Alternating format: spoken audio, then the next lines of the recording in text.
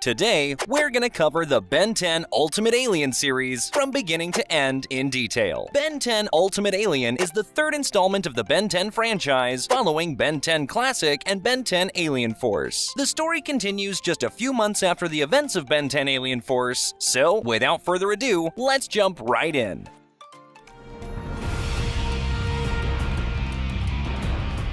The show starts with a bang when Ben's secret identity as an alien superhero gets exposed to the world. His house gets swarmed by the media, causing a huge commotion. The gang tracks down the culprit who spilled the beans, and guess what? It's a 10-year-old kid named Jimmy Jones. He claims to be Ben's biggest fan and thought it would be cool for everyone to know what Ben does for a living. But little did he know, it just made Ben's life way harder. On top of that, they stumble upon some footage of an unknown alien attacking military guards, so they decide to investigate further. They roll up to the military base in Kevin's new ride, where Colonel Rosum tells them that an alien has been sneaking into the camp and swiping parts from their spaceship in progress. When the alien arrives, the Ultimatrix scans it and adds its DNA to the watch. Ben turns into Chromastone to fight him, but much to their dismay, the alien runs away with the fusion core. Now, here's a question. We learned in Ben 10 Alien Force that Azimuth has already stored the DNA of millions of aliens on Galvan Prime. So, why did the Ultimatrix feel the need to scan this mysterious alien for its DNA? Don't worry though, we will learn this soon enough. Anyways, they track down the alien in an underwater cave and discover that he's been swiping parts to repair his spaceship because he desperately wants to get back home. But here's the catch. In order to launch the ship, he'd have to blow up the entire city of Florida,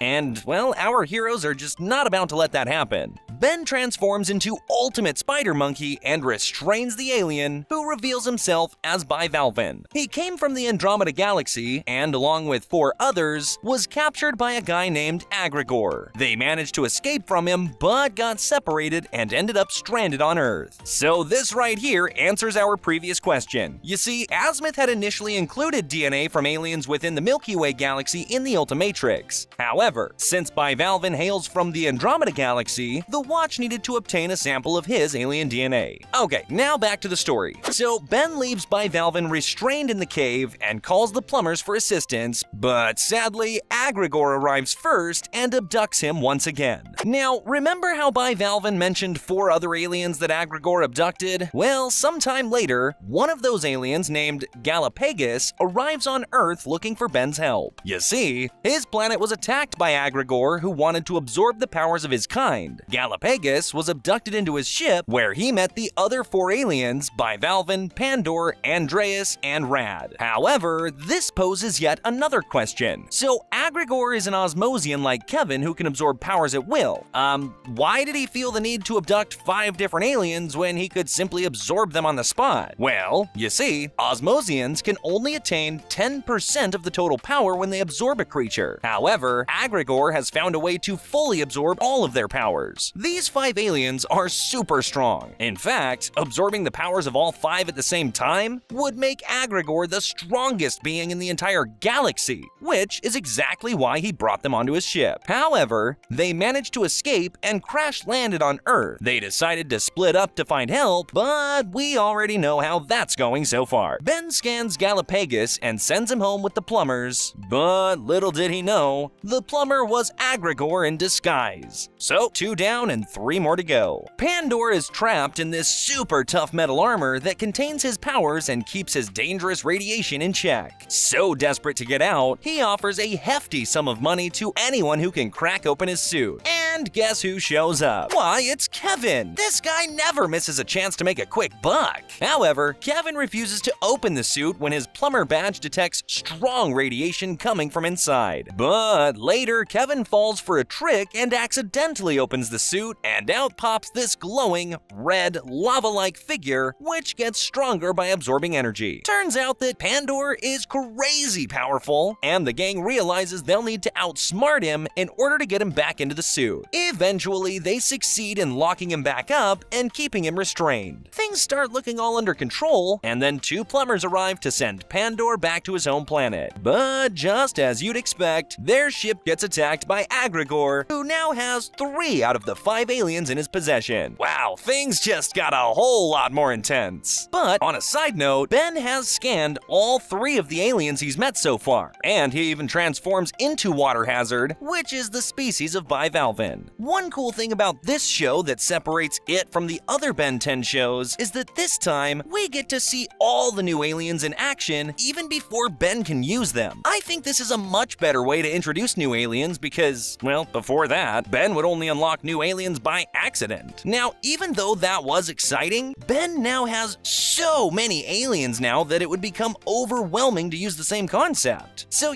props to the team for making this change. Alright, now let's get back to the plot. So, the next target is Andreas. You see, Andreas is a powerhouse, but a little weaker on the brains end. This is why he has teamed up with Arget, who wants to rule the Forever Knights. And one thing we know about Arget is that he cannot be trusted. I mean, the guy's a jerk. The gang arrives at the castle and learns that Arget uses Andreas's powers to inflict fear upon the Forever Knights, making them steal smoothies and pizzas from all across the city. His kingdom doesn't last long though, because an honorable knight, Sir Dagon, arrives and turns all of the knights against Arget. He quickly takes off his robe and says that Ben and his team were forcing him to pretend to be the leader of the Forever Knights. See, what did I tell you? This guy just can't be trusted. Nevertheless, Arget and the rest are all put in prison, and Dagon reveals that Andreas is going to be executed for his crimes. Ben and the rest ambush his execution ceremony, prompting Dagon to initiate the self-destruct on his weapon and just dip. Seeing that there's no other option left, Andreas selflessly absorbs the explosion and sacrifices himself to save hundreds of lives. However, sometime later, Aggregor arrives on Earth and finds him still barely alive under all the rubble. He takes him back to his ship, and now he is only one step away from achieving his goal. Alright, so the last alien in the group is Rad, who finds out about his friend's capture and blames Ben for allowing it to happen. But here's the thing, all this time,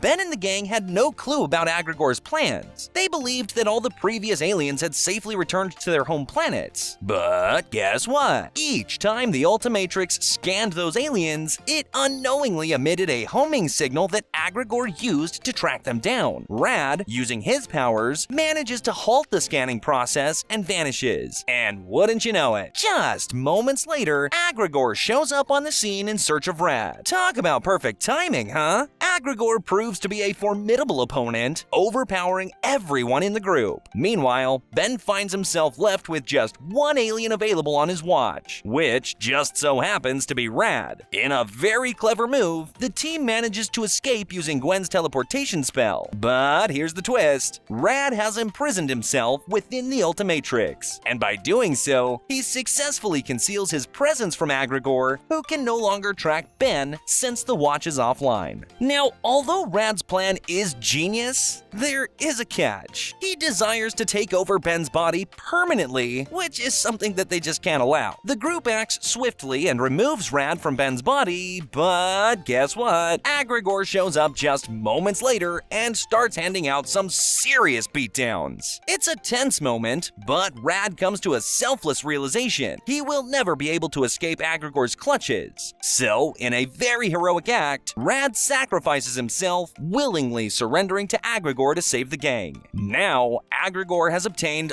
all 5 aliens, but Ben has scanned them all into his watch as well. The stage is set for an epic showdown the next time these two adversaries cross paths. Meanwhile, remember how Aggregor killed a couple of plumbers to abduct Pandor? Well, the plumbers ambush him to retaliate, but he manages to get away. However, before he can fully take off, one of the plumbers attacks Aggregor's ship, destroying his hyperdrive and preventing Aggregor from leaving Earth. The gang is informed about the situation, so they rush to his hideout only to be lured into a deadly trap. Luckily, they all survive, but there is no sign of Aggregor. Sometime later, Colonel Rosum informs them that Aggregor has been planning to use the time machine that they built 50 years ago. Conveniently, Professor Paradox arrives and, well, weirdly enough, he asks Kevin to always remember who his friends are. Oh boy, I hope this doesn't become a major plot twist later. Anyways, The gang breaks into the base, but before they could stop him, Aggregor manages to absorb all 5 of the aliens and becomes the strongest being in the entire galaxy. And as you would expect, Aggregor is unstoppable now, but his hunger for power does not end here. Azimuth shows up and reveals that Aggregor is now heading for the Map of Infinity. Now, what exactly is the Map of Infinity? Well, it's kinda like the key to travel anywhere in space or time at will. So yeah, this item is so important that Paradox himself split it into 4 keys and hid them all over the galaxy. Now, Aggregor wants to obtain these keys to become the strongest being in the universe. But how does one become the strongest being by simply obtaining the power to travel through space and time? Well, he plans to use the key to go to the Forge of Creation to obtain unlimited power. The Forge of Creation is the holy grail of power. It's the birthplace of the universe's greatest energy, and it's the place where ideas come to life. This place is hidden away from everyone, except for the Celestial Sapiens, the beings who reside there. It's also the place where Alien X is born, and well, that kinda just explains it. So the gang now has to stop Aggregor from obtaining at least one of these keys. Sounds easy enough, right? Well, that's where things get interesting. The group tries to steal the first key by going into this maze-like temple before him, but doing so means they disarm all the traps for Aggregor to follow. While they're stuck holding a door open for Gwen, he just casually walks in and yoinks that first key. What a total badass! The next key is located at the core of an underwater planet, but this time, Aggregor beats them to it. So that means 2 down and 2 more to go. The gang seeks the help of Charmcaster to follow Aggregor into the Door of Anywhere. The door leads them to a world of mana called Ledger Domain, a place that greatly enhances the powers of mana holders. The two settle their differences and work together to locate the key, but once again, Aggregor uses the group as bait and gets his hands on it. Now, he only has the last key to obtain, and things aren't looking so great for our heroes. So, Azimuth does his teleportation thingy and zaps the gang to a whole new galaxy. And guess what? They stumble upon this crazy huge planet called the Perplexahedron, which is shaped like a massive cube. But wait, Aggregor is already on the move, aiming straight for this planet. Our heroes ain't about to let him have all the fun though. They follow him inside, but he manages to slip in using his 3 pieces of the Map of Infinity. Once inside the Perplexahedron, our gang is in for a wild ride. They encounter all sorts of traps and challenges, and finally come face to face with Sentinel, the guardian of the last key. Sentinel knows what's up with Aggregor and hands over the key to Ben. He advises Ben to press on as the place is falling apart, but he doesn't want to leave him behind, so he returns to save his life. I gotta say, not the brightest moment of Ben. He fights Aggregor, but it goes about as well as you would expect. Aggregor now has all 4 pieces of the map, and it's only going to get worse from here on. Azimuth isn't too happy about their loss because he himself has no idea where the Forge of Creation lies. But don't worry, because Professor Paradox does. He reveals that Aggregor plans to absorb power from a newborn Alien X in the Forge, which will make him the strongest being in the entire universe. He teleports the gang outside the Forge and leaves them at the entrance, as he cannot go any further. The gang is on their own from there, and they must stop Aggregor before he gets his hands on a baby Alien X. After getting attacked by Aggregor's minions, their ship gets stuck in a field of time, where they encounter a younger Ben. Precisely the Ben from Ben 10 Classic, who is just as obnoxious as I remembered. Anyways, the gang flies to the baby Alien X where they fight Aggregor once again. But just as you would expect, they all get their asses handed over to him. As a last resort, the younger Ben offers Kevin to absorb his Omnitrix, but Kevin chooses to absorb the Ultimatrix instead. With his newly acquired strength, he easily overpowers Aggregor and even absorbs his powers. But in doing so, he loses control of who he is. After Kevin flies off in a rage, Paradox arrives and congratulates Ben for saving the universe. However, his troubles aren't over, because he still has to deal with the Kevin problem.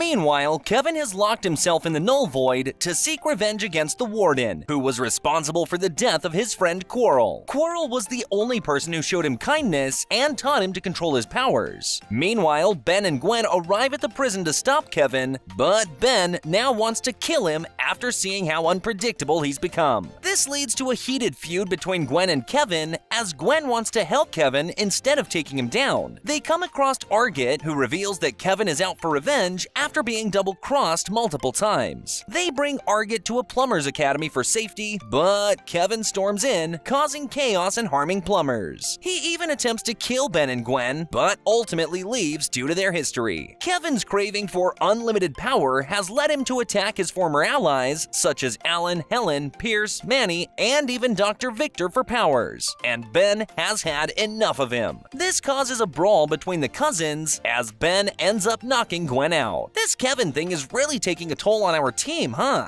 Gwen seeks help from Morningstar and uses some spells to give him his original appearance back. She's hoping that Morningstar would come up with a way to help Kevin, and even manages to convince Ben, but Kevin just doesn't seem to be coming around. Oh, and remember that nerd Cooper? Well, this is him now. Cooper, with his genius, builds a machine to absorb Kevin's powers, and Ben gives Gwen an ultimatum of 1 hour before he takes Kevin down for good. After an intense battle, they all manage to restrain Kevin and use Cooper's machine to turn him back to normal. However, Morningstar, of course, tries to double-cross the team by absorbing the power, but Ben had already anticipated that. With the press of a button, he sends the power back to where it belongs, and Kevin returns to his senses soon after. The group not only saves Kevin, but also brings Bivalven, Galapagus, Pandor, Andreas, and Rad back to life.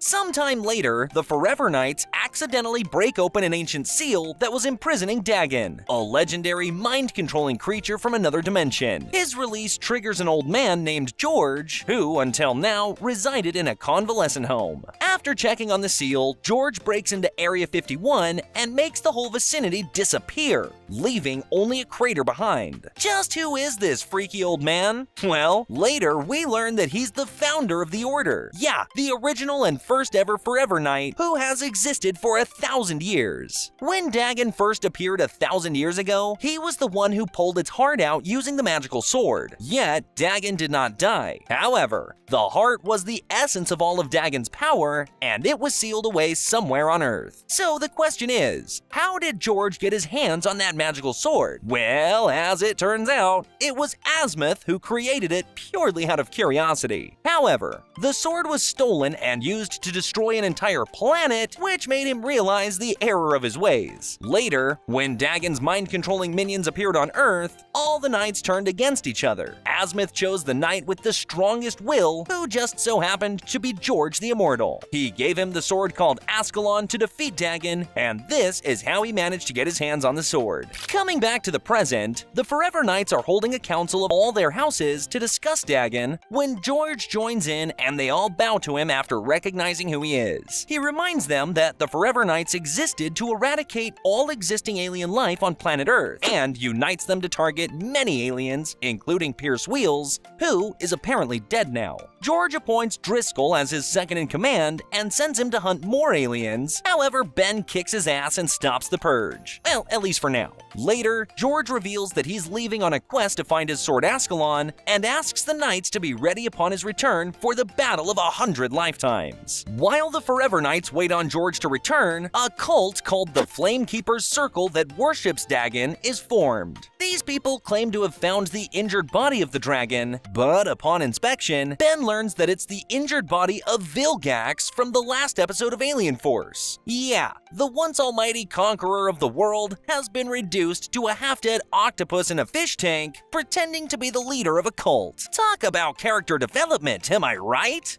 Anyways, the Flamekeepers are taking him to the heart of Dagon, using which he can obtain all of its powers. Both Forever Knights and the Flamekeepers locate the shrine where they find the magical sword implanted in Dagon's heart. A fight breaks between the groups, and Vilgax uses this opportunity to obtain the power of the heart. However, his next destination is the Seal of Dagon, which will grant him even more strength. Vilgax disappears after cracking the seal, but all hope is not lost as George has gotten his hands on Ascalon, the magical sword he used to defeat Dagon the first time. Sometime later, an all-out war breaks out between the Forever Knights and the Flamekeeper's Circle because one group wants to free Dagon while the other wants to kill it. When George reaches the seal, he's confronted by Vilgax, who now works as a herald to Dagon. The seal breaks and Dagon returns, but as it turns out, Vilgax never intended to serve him. In fact, he had this machine prepared to absorb Dagon's power. Meanwhile, George tries to fight Dagon, but dies in the process, and then Vilgax arrives with his machine and becomes the new Dagon. Wow, a lot happened real quickly, huh? Ben fights Vilgax, but not by using the Ultimatrix. Instead, he's using the sword George left behind. In the end, Ben manages to absorb all of Dagon's power from Vilgax, and Vilgax urges him to use this power to eradicate all evil from the world. With such tremendous power at his disposal, Ben really considers Vilgax's advice. But in the end, he remembers everything he's been through and uses this power to undo all the destruction caused by Dagon. Seeing as Ben has matured so much, Azimuth arrives and gives him a new version of the Ultimatrix for the next show to come.